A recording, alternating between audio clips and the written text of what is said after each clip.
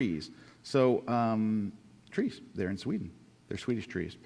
So, I'm walking around this king's palace. It was another one of those situations where there was nobody there. And I take this shot, and you see these beautiful rows of trees, and you're thinking, this should look a whole lot better than it does. I take a wide shot, and it doesn't look good. I take another one just to try a different, exposure. And then I go really wide, and it's actually getting worse. So I'm looking at this like there's a bridge down there, and I'm thinking, well, maybe I'll try the opposite end. 'Cause I'm trying to work it because I'm standing in front of these beautiful trees, like, come on, there's something here. And then I got a little closer. Same exact place, same everything. All I did was change the lens. Got a little closer yet, and you can see the bridge that we were looking at down there. But what a difference it makes just by saying, I'm going to try to work this. I'm standing in front of something that I think looks good. I just have to kind of work it a little bit to find out. But I want to give you a better example about what this is and something to really think about when you're out there shooting.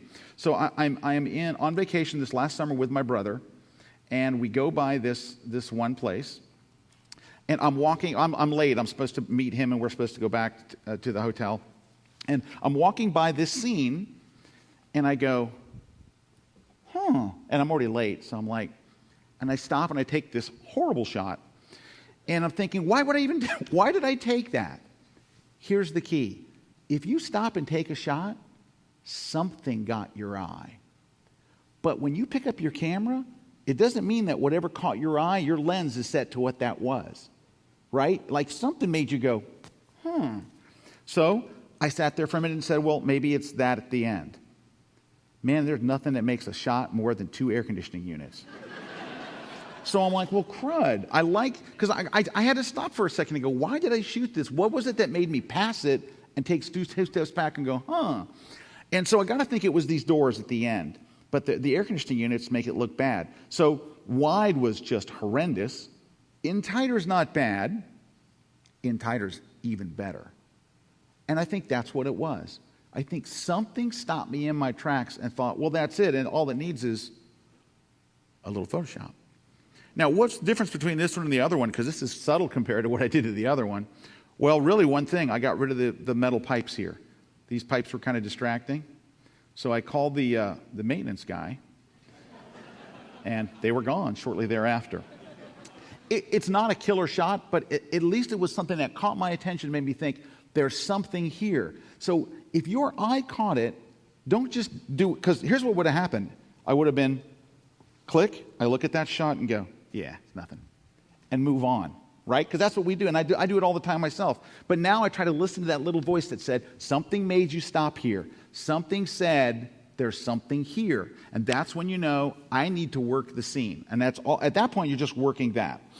So I'll give you another one. So and a lot of these are travel related because I'm never home. So we are I'm with the whole family in Italy. And we're all sound asleep. And my wife gets up early and orders breakfast. And I'm sound asleep. And she wakes up, honey. What? You got to shoot the breakfast. I'm like, what? Honey, this is the most beautiful breakfast from room service that's ever been served. You got to get up and shoot this breakfast. I'm like, okay. And I grab my camera, all right? And this is the breakfast. And I get up, and now when you're standing there in front of it, you're like, I'm about to eat this. This looks amazing. And then I hold my camera up, and I'm like, and I take this shot, and I look it back, and I'm like, that looks terrible. Then I look at my wife, and I go, honey, it's not lit the right way. It's backlit. Let's look at the other. Ooh. Okay, so backlit is better. So I start taking pictures of what this looks amazing, and I'm getting a series of the worst pictures you've ever seen. And I'm like, ooh, Nutella. I'm like distracted, It's like totally not having anything now to do with photography. All right, so then I go, well, this looks good, but it looks like I'm about to create a still life, like, in photo class. I'm like, ooh, I don't know. So I'm making my way around. Maybe it's the butter. So I'm desperate now because my wife's looking at me like, I woke you up. You better do something good. I'm like, she woke me up. I better come up with something. Yeah. So now I'm shooting it. And I never get pressure from my wife to make photos, but there was pressure this morning. So I'm moving around the table and go, okay, look, there's some swirly stuff. That's not bad. Oh, it was starting to look like still life again. Ooh, all still life. Still life from 7 millimeters further back. All right, that's not bad. Oh, God.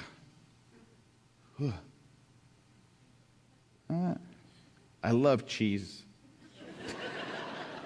All right, now this is the best looking one so far. So I'm working this table, right? You can see what I've done, right? I've changed angle, I've changed my physical position, I've zoomed in really tight, but now I finally get to one shot where I look on the back of the camera and go, okay, now it's really time to work it because I'm getting close.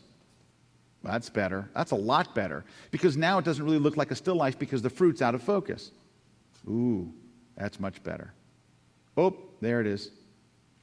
Now you finish that one in Photoshop. Didn't really do much to it but add contrast. But there's the before, there's the after. But it's hanging in my house. And I see it every day at breakfast time, and my wife's like, I love that picture. I'm like, you don't know what I went through to get that picture, honey. But again, it's just one of those things of taking the time to realize there's something there, there's something beautiful in front of me, and I'm just going to have to go through a mental checklist of what to work. Now, I have one last real quick one for you, and it's this. I'm just going to rip you through it because it's the same idea, but I'm in Malmo, Sweden, and this is my first shot, which looks terrible, of this incredible building. It's like 50 stories tall, and it turns. They call it the turning torso, and I'm shooting it from all these different locations, trying to find out, okay, oh, I kind of like that one. Ugh. Looks like it's growing out of that building. So you can see, oh, I kind of like that one. So as I'm just trying different things, notice, tall, wide, trying different ones, moving my way around this building, using the sun, getting super, super close. I kind of like that one, super, super far away. So, but that's the same thing. I just wanted to show you again, this is you knowing there's something there and just not giving up until you can. I actually kind of like that one right there. But not giving up until you know that something's there. Now, there's more to this, of course. What happens if it's not landscapes? What happens if it's not travel? Then how do you do this with people? Well, like this. So I'm going to actually show you the grid here so you can see, so this is in the studio, and so you have a subject that looks good, cool outfit, cool hair and makeup, but you're still varying things. You're tall, you're wide, you're in tight. You're doing the same exact things that you do with a building or anything else. Look, now you're 3/4 length and then back in tight. And look, now she's dancing. All right? And there, oh. Now she's going to fly. Ooh, that would have been a good one. All right. And now you're going full length. It's all in the same shoot, the same outfit, but you're varying the different things. And I'll just show you the grid, and you can see how the anatomy of a shoot goes. And then look, you're back into the headshots, and then you're back to 2/3, then you're at 3/4. You're varying, you're doing the same things you would do any other time. You're not just going to sit there and go full length, full length, full length, full length, unless you're on an assignment that requires for a full length shot. Like, I have to have a full length for this, then you do it. But you do the same thing with people. Now,